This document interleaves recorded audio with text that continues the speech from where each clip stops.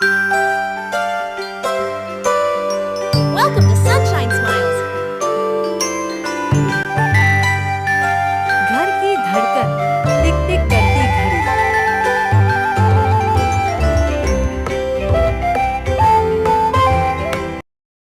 एक छोटे से आरामदायक घर में एक घड़ी बहुत लंबे समय से लिविंग रूम की दीवार पर टंगी हुई थी।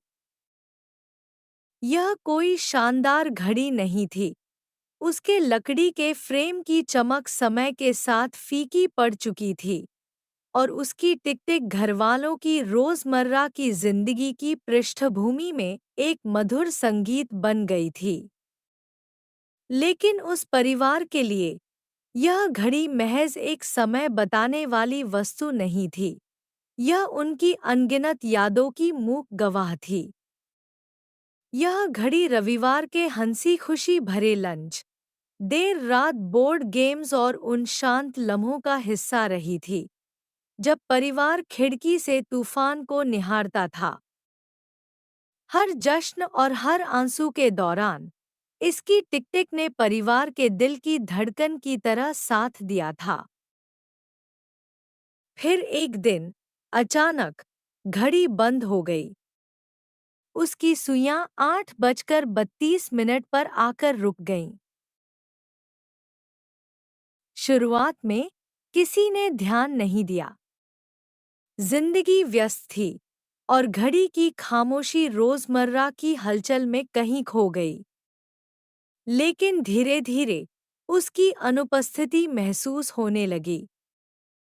लिविंग रूम की शांति अब भारी लगने लगी और दीवार भी अजीब सी खाली लग रही थी, भले ही घड़ी वहीं टंगी थी। क्या किसी ने ध्यान दिया कि घड़ी बंद हो गई है? एक शाम पिता ने डिनर के समय पूछा। मुझे लगा शायद सिर्फ मुझे ऐसा लग रहा है। माँ ने कहा। अजीब सी खामोशी है इन दिनों। उनकी किशोर बेटी ने अपने फोन से नजर उठाई। हमें इसे ठीक करना चाहिए। बिना इसके अजीब सा लगता है। परिवार ने तय किया कि वे शनिवार को घड़ी को मिलकर ठीक करेंगे। शनिवार की सुबह वे डाइनिंग टेबल के चारों ओर जमा हुए घड़ी को ध्यान से टेबल पर रखा। पिता ने इसके पीछे का हिस्सा खोला जिसमें छोटे-छोटे गियर दिखाई दिए। माँ ने अपनी सिलाई का किट निकाला, यह सोचकर कि शायद वह छोटी-छोटी चीजों में मदद कर सके। बेटी, जिज्ञासु पर अनुभवहीन, पास बैठी रही और कभी-कभी ऑनलाइन ट्यूटोरियल देखने लगी।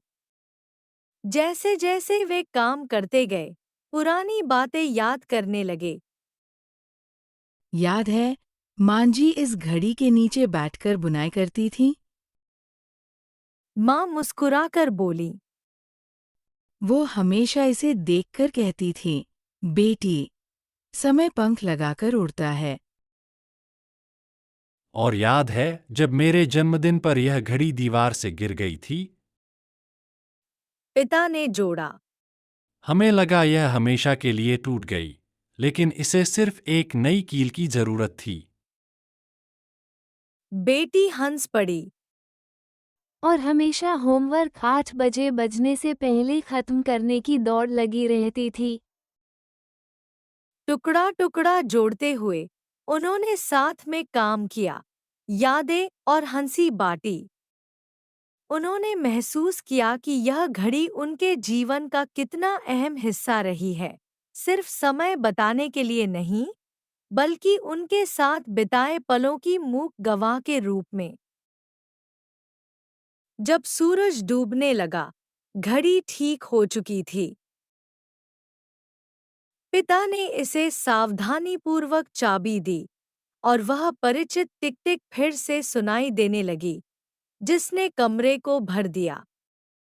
उन्होंने इसे फिर से दीवार पर टांगा। जैसे ही सुइयां चलने लगी, माँ ने कहा। ऐसा लग रहा है जैसे घर फिर से जिंदा हो गया हो। पिता ने गहरी बात कही। अजीब है, हम इस बात को महसूस नहीं करते कि कुछ चीजों की कमी हमें कितनी खल सकती है। जैसे कि हम यह भी नहीं समझते कि हम एक दूसरे के साथ कितना कम समय बिताते हैं। बेटी ने अपना फोन एक तरफ रख दिया।